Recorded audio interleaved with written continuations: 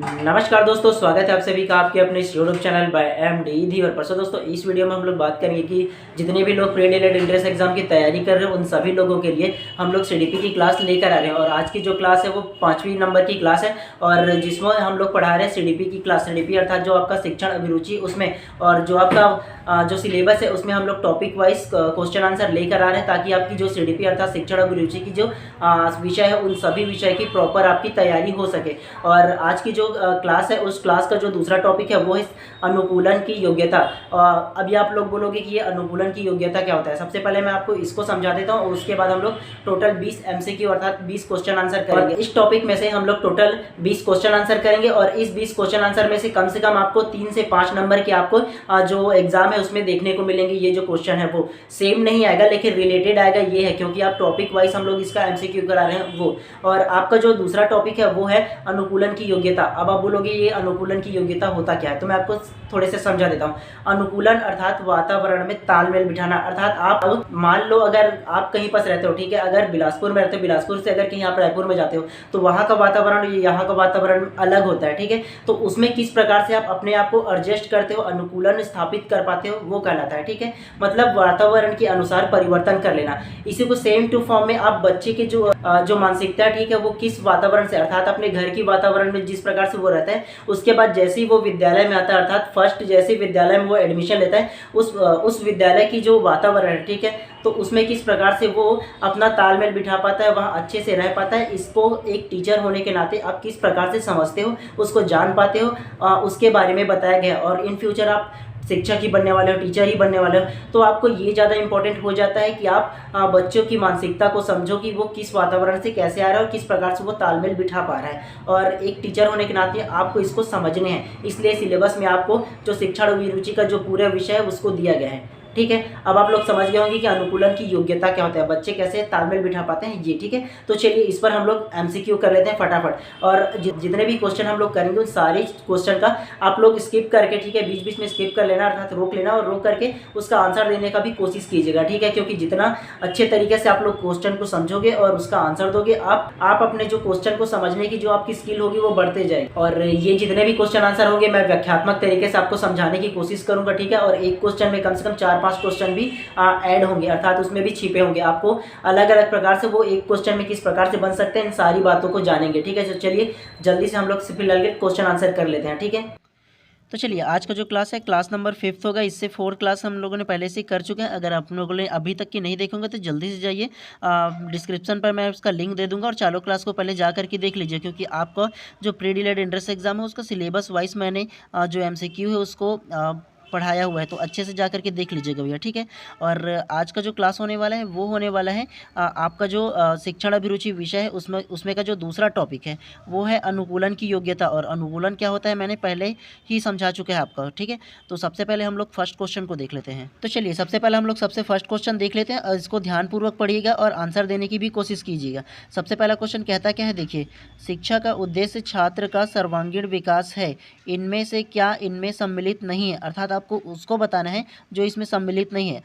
जो शिक्षा का जो उद्देश्य है ना वो बालकों का जो होता है वो सर्वांगीण विकास अर्थात पूरी तरह से विकास करना है, चहुमुखी विकास। तो इनमें से जो ऑप्शन है वो क्या सम्मिलित नहीं है वो आपको बताना है। तो सबसे पहला ऑप्शन नंबर ए आर्थिक विकास, ऑप्शन नंबर बी शारीरिक विकास, ऑप्शन नंबर सी मानसिक विकास, या ऑप्शन नंबर डी नैतिक विकास। तो इनमें से क्या सम्मिलित नहीं है आपको ये बताना है। तो चलिए इस क्वेश्चन को हम लोग एलिमिनेशन मेथड से अर्थात काटते हुए बनाते हैं। सबसे पहला ऑप्शन नंबर 4 देख लीजिए, नैतिक विकास। तो नैतिक विकास तो शिक्षा का उद्देश्य ही है, ठीक है, तो ये तो ऑप्शन नहीं होगा। और उसके बाद मानसिक विकास, ठीक है, शिक्षा का उद्देश्य बच्चों का मानसिक विकास भी होता है, तो ये भी नहीं होगा। उसके बाद शारीरिक विकास, तो शिक्षा का जो उद्देश्य है उसमें शारीरिक विकास भी आ जाता है, तो ये भी नहीं होता है। तो उपयुक्त आंसर क्या होगा, ऑप्शन नंबर ए आर्थिक विकास।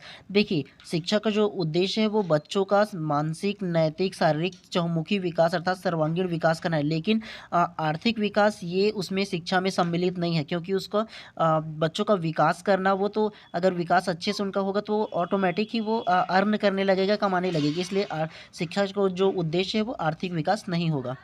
चलिए दूसरा क्वेश्चन को देखिए। दूसरा क्वेश्चन क्या कहता है, नेचर और नर्चर का अर्थ है सबसे पहले आप लोग ये जान लीजिए कि नेचर क्या होता है। एक बच्चे का नेचर अर्थात उनका जो बिहेवियर होता है, उनकी आदत व्यवहार होता है, वो उसका नेचर कहलाता है, ठीक है? कि वो कौन से वातावरण में किस प्रकार से बिहेव करता है, ठीक है? वो नेचर कहलाता है।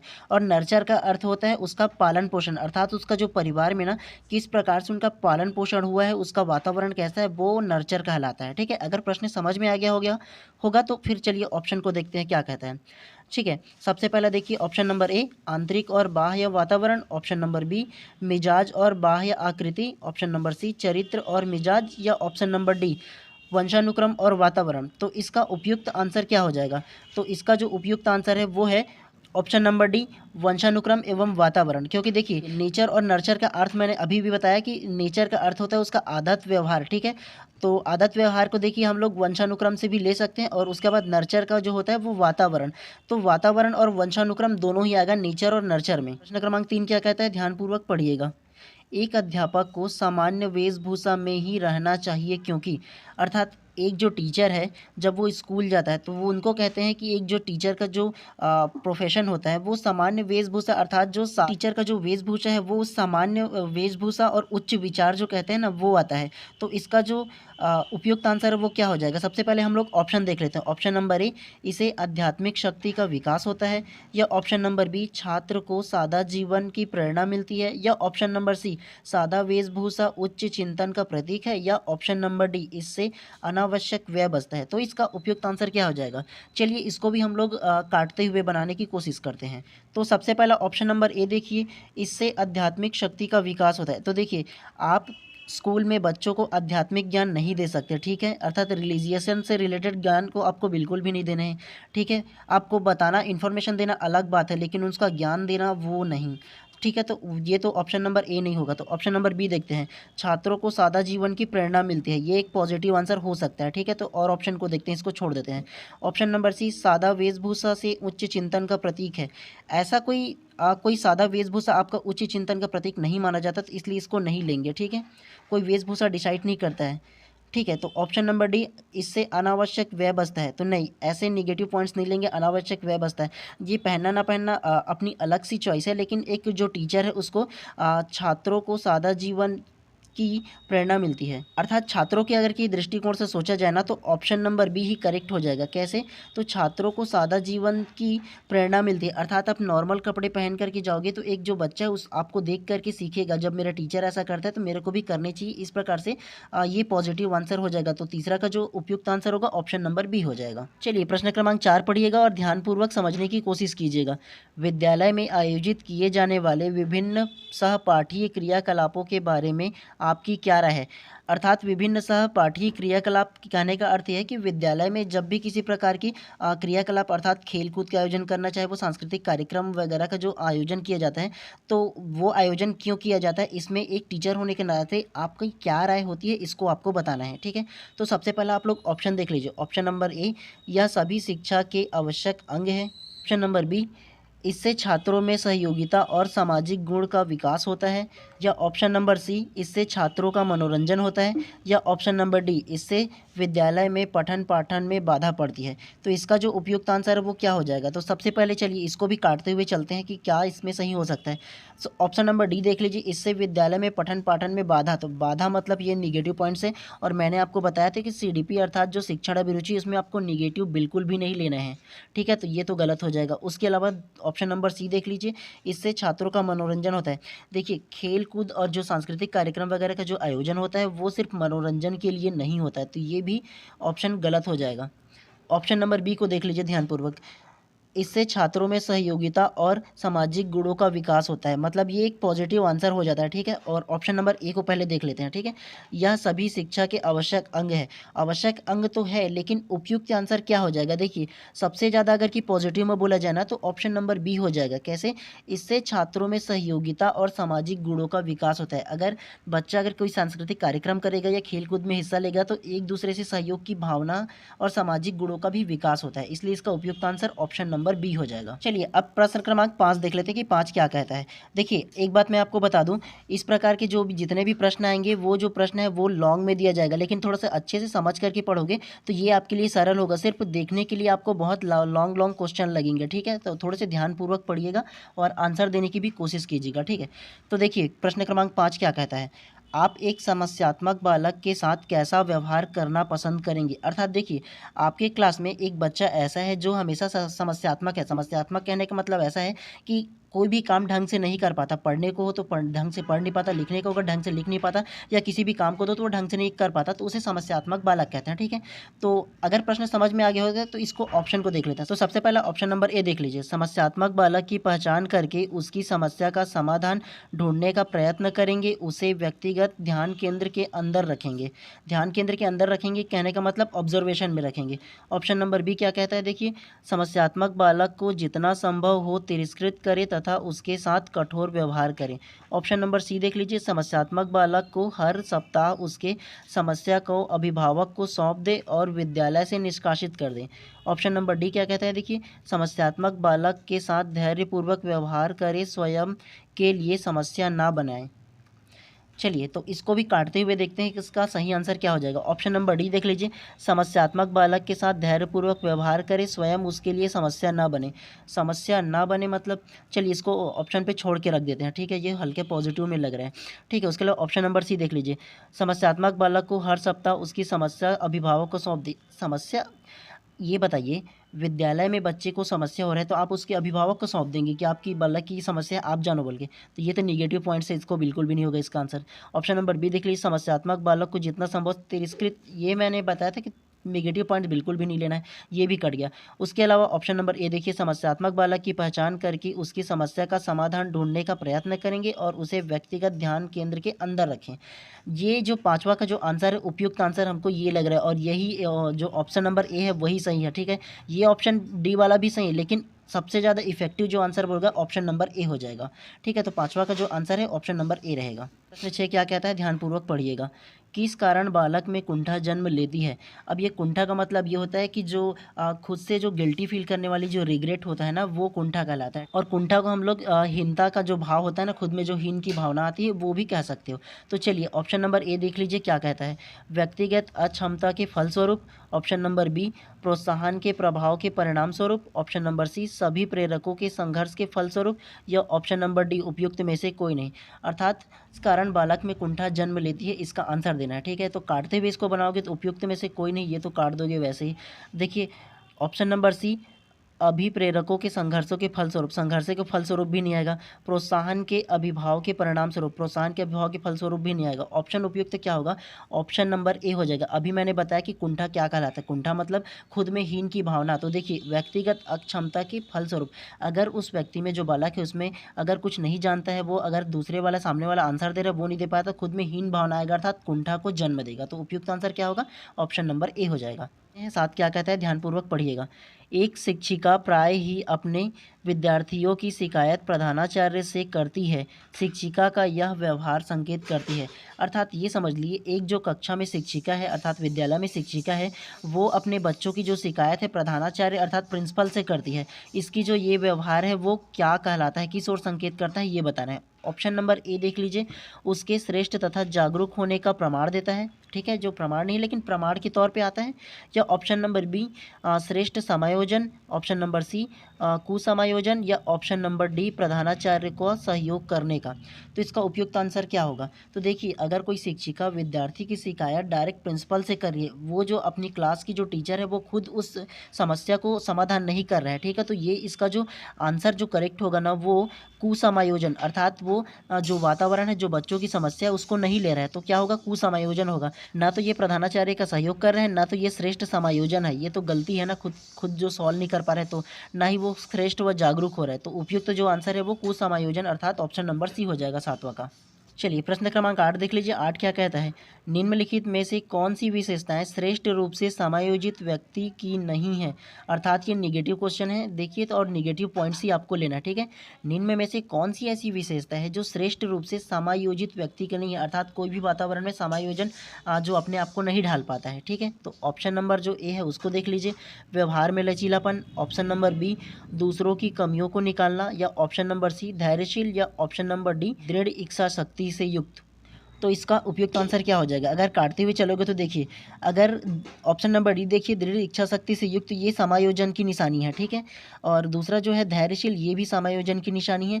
और उसके बाद देखिए ऑप्शन नंबर बी, दूसरों की कमियां निकालना, इसको देखिए ये निगेटिव पॉइंट्स है, ठीक है। एक प्रकार से कमियां निकालना निगेटिव पॉइंट्स है, तो इसको रोकते हैं। व्यवहार की लचीलापन, ये भी समायोजन की निशानी है, तो उपयुक्त आंसर क्या हो जाएगा, दूसरों की कमियों को निकालने वाला। तो ठीक है, ये मैंने क्या कहा था, जो अगर प्रश्न में निगेटिव पॉइंट्स है तो आंसर भी आपको निगेटिव पॉइंट्स ही लेना है, ठीक है। तो दूसरों की कमियां निकालने वाला ये निगेटिव पॉइंट्स हो जाएगा। तो प्रश्न क्रमांक 9 देख लीजिए। 9 क्या कहता है, माता पिता से वंशजों में स्थानांतरित होने वाले लक्षणों को कहा जाता है।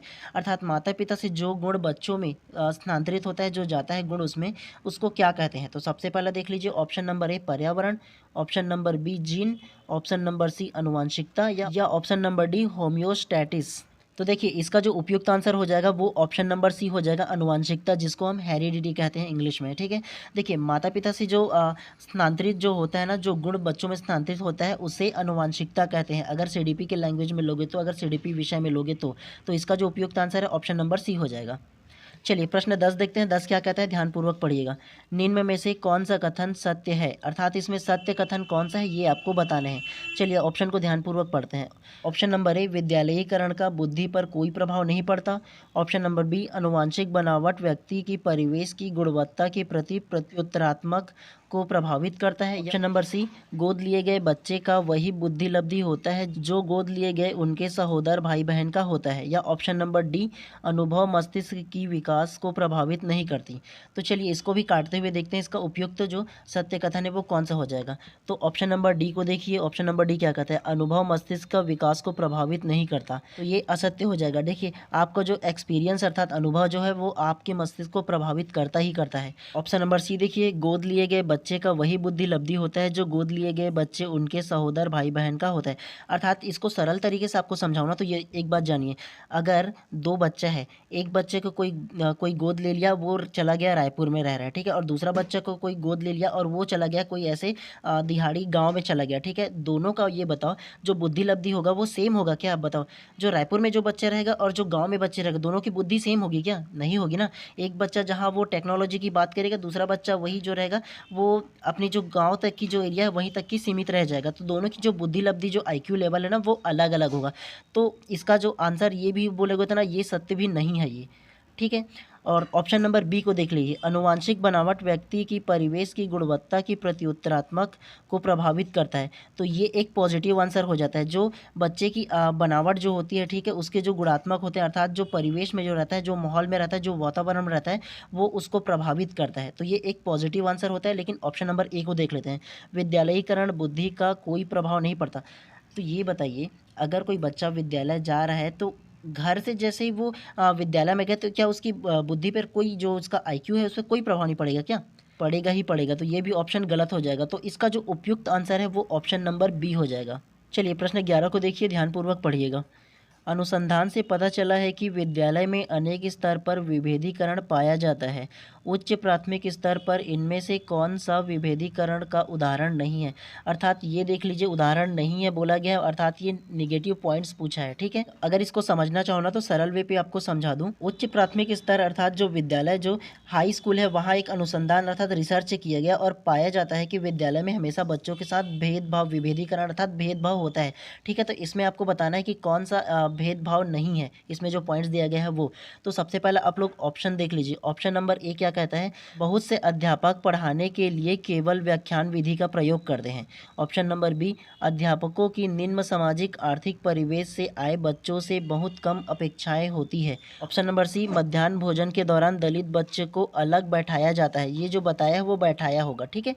ऑप्शन नंबर डी, लड़कियों को गणित तथा विज्ञान विषय लेने के लिए प्रोत्साहित नहीं किया जाता है। तो इसमें जो उपयुक्त आंसर होगा वो क्या हो जाएगा, उपयुक्त जो विभेदीकरण का जो उदाहरण है वो कौन सा नहीं होगा, अर्थात इसमें जो कौन सा ऐसा पॉइंट है जिसमें भेदभाव नहीं किया गया। चलिए काटते हुए चलते हैं।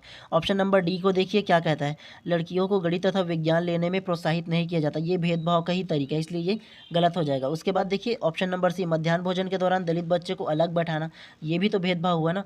उसके बाद देखिए ऑप्शन नंबर बी, अध्यापकों की निम्न सामाजिक आर्थिक परिवेश से आए बच्चों की कम अपेक्षाएं, तो किसी से ज़्यादा अपेक्षा करना, किसी से कम अपेक्षा करना, ये भी विभेदीकरण अर्थात भेदभाव को दर्शाता है, तो ये भी कट जाएगा। ऑप्शन नंबर ए देखिए, ऑप्शन नंबर ए क्या कहता है, तो बहुत से अध्यापक पढ़ाने के लिए केवल व्याख्यान विधि का प्रयोग करता है। तो व्याख्यान विधि तो नॉर्मल सभी शिक्षक ही करते हैं, इसमें किसी प्रकार की भेदभाव को नहीं दर्शाया गया, इसलिए ऑप्शन नंबर ए ही करेक्ट हो जाएगा। चलिए प्रश्न क्रमांक 12 पढ़ते हैं, और ये जो क्वेश्चन है वो फैक्ट बेसिस क्वेश्चन है, अगर इसको याद रहेगा तभी आप बना पाओगे। तो प्रश्न क्रमांक 12 क्या कहता है, व्यवहारवादी खालिस्तान ने कहा है, मुझे नवजात शिशु दे दो, मैं उसे डॉक्टर, वकील या चोर जो चाहूँ बना सकता हूँ। ये आपको बताना है कि ये किस व्यवहारवादी मनोवैज्ञानिक जो है उसने कहा है। तो सबसे पहला ऑप्शन ए देख लीजिए, Freeman, option B Newman, option C Watson, या ऑप्शन नंबर डी होल्जिंगर। तो इसका उपयुक्त आंसर क्या हो जाएगा, अगर जब तक कि इस प्रकार के क्वेश्चन आप पढ़े नहीं रहोगे आप किसी भी प्रकार से तुक्का या लॉजिक अपना नहीं लगा सकते। तो इसको जो वैज्ञानिक कथन जो बोला है ना कि मुझे नवजात शिशु दे दो, मैं उसे डॉक्टर, वकील या जो चाहूँ वो बना दूँ, तो इसका जो उपयुक्त आंसर है ऑप्शन नंबर सी हो जाएगा, वॉटसन। वॉटसन जो है उन्होंने कहा था। चलिए प्रश्न क्रमांक 13 पढ़िए, ध्यानपूर्वक पढ़िएगा, और ये जो क्वेश्चन है ना मुझे लगता है आप लोगों ने 10th में ज़रूर पढ़े होंगे। तो प्रश्न क्रमांक 13 क्या कहता है देखिए, सामान्य पुरुष में एक्स वाई गुणसूत्र होते हैं जबकि सामान्य महिला में खालिस्तान गुणसूत्र होते हैं। तो ऑप्शन देख लीजिए, सबसे पहला option number A X X गुणसूत्र, option number B X Y Y गुणसूत्र, option number C X X X गुणसूत्र, या ऑप्शन नंबर डी एक्स गुणसूत्र। तो इनमें से क्या सही होगा। तो इस प्रकार की क्वेश्चन में ना जब तक कि आपको नॉलेज नहीं होगा, आपको पता नहीं होगा, तब तक इस प्रकार के ऑप्शन को आप बिल्कुल भी नहीं बना सकते। तो देखिए सामान्य जो पुरुष होता है उसमें जो गुणसूत्र पाए जाते हैं वो एक्स वाई पाए जाते हैं, ठीक है, लेकिन जो सामान्य महिला होती है उसमें जो गुणसूत्र पाए जाते हैं वो एक्स एक्स जो गुणसूत्र है वो पाया जाता है। ऑप्शन नंबर ए करेक्ट हो जाएगा। तो इस प्रकार के क्वेश्चन को बिल्कुल आप लोग याद रखिएगा, क्योंकि ये भी आपके जो शिक्षण अभिरुचि है उसका भी पार्ट है, क्योंकि आप बच्चों के बारे में जानना है तो इसका भी पार्ट है, इसलिए आपको ये सारे जो फैक्चुअल जो क्वेश्चन है उसको भी आपको पढ़ने पड़ेंगे। चलिए प्रश्न क्रमांक 14 पढ़ते हैं। 14 क्या कहता है, ध्यानपूर्वक पढ़िएगा। आनुवांशिकता और वातावरण की भूमिका के बारे में निम्नलिखित में से कौन सा कथन सत्य है, अर्थात इसमें से आपको कौन सा जो ऑप्शन है वो सत्य कथन है उसको आपको बताना है। चलिए ऑप्शन देखते हैं। ऑप्शन नंबर ए, विकास के कुछ पहलू आनुवांशिकता और कुछ अन्य वातावरण से अधिक प्रभावित होते हैं।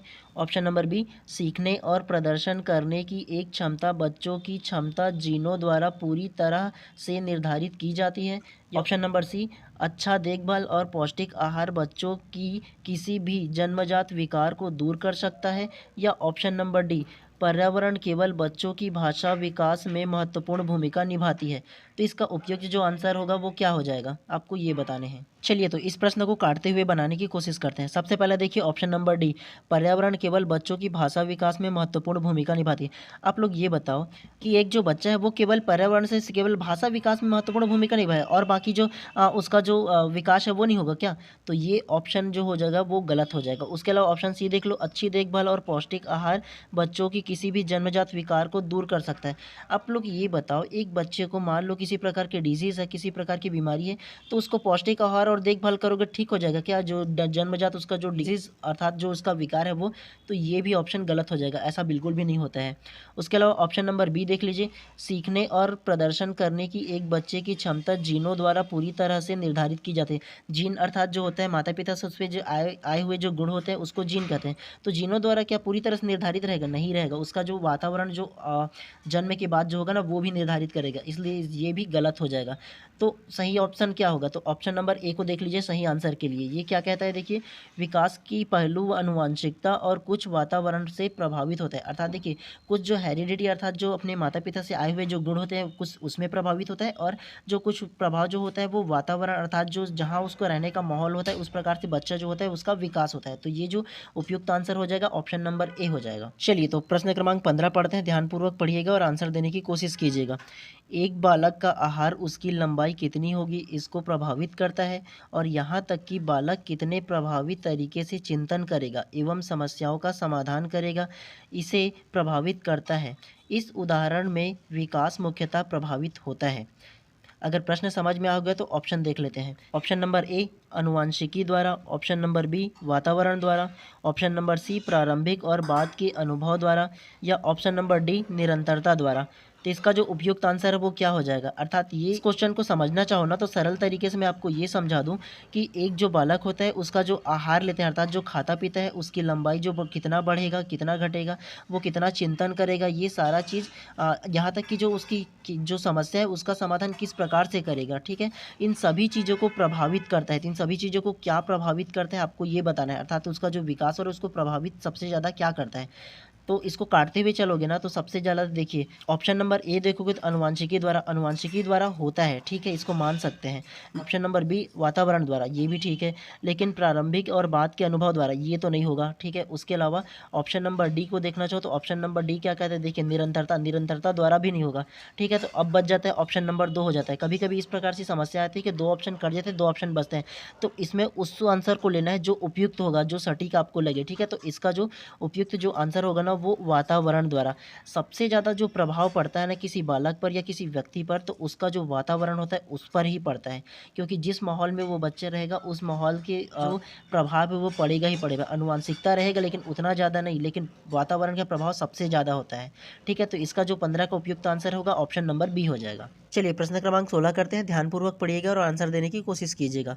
निम्नलिखित में से कौन सा एक सही क्रम है, अर्थात इसमें आपको क्रम को जमाने वाला है। और अब की जो क्वेश्चन जो आ रहे हैं ना, अब जो प्री डीलर एंट्रेंस एग्जाम अब जब भी होगा ना तो इस प्रकार की कूट में देंगे, अब तो या तो सही कथन में देंगे या क्रम को जमाने वाले देंगे, क्योंकि अब सिंगल आंसर वाले तो बहुत कम ही देंगे, वो भी देंगे तो फैक्ट देंगे। तो इस प्रकार की जो क्रम जमाने वाली जो सिस्टम है ना उसको अच्छे से याद कीजिएगा और पढ़ करके जाइएगा, तभी आप अच्छे से जो क्वेश्चन है पूरे पूरे सॉल्व कर सकते हो। और खासतौर से सीडीपी में तो ऐसे क्वेश्चन पूछे ही जाते हैं। ऑप्शन ए अंडाणु, शुक्राणु, ब्लेस्टोसिस या युग्मनज। ऑप्शन बी ब्लैक्टोसिस्ट, अंडाणु, शुक्राणु या युग्मनज।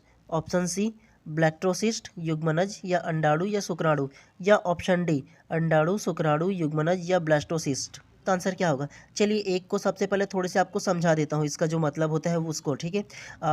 देखिए अंडाणु जो होता है वो मादा में पाया जाता है और जो शुक्राणु होता है वो नर में पाया जाता है, ये आपको पता होगा।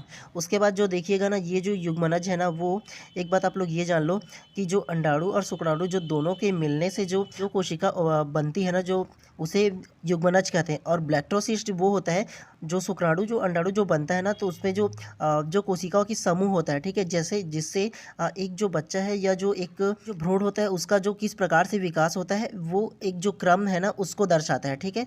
तो अच्छे से अगर आप लोग समझ गए होंगे तो इसका ऑप्शन बताइएगा, क्योंकि देखिए एक सही क्रम को बताता है। और ये जो क्वेश्चन पूछा है ना इसको इसलिए पूछा गया है क्योंकि देखिए अगर आप सीडीपी पढ़ते हो अर्थात बाल विकास पढ़ते हो तो बाल विकास में ये भी एक चैप्टर है कि एक जो बच्चा है वो किस प्रकार से एक भ्रूण से लेकर के एक बालक का विकास होता है, किस प्रकार से वो जन्म लेता है, वो सारी प्रोसेस को भी इसमें बताया गया। तो खासतौर से ये सारी चीज़ को आपको याद करने हैं और समझने भी है, इसलिए इस क्वेश्चन को दिया गया है।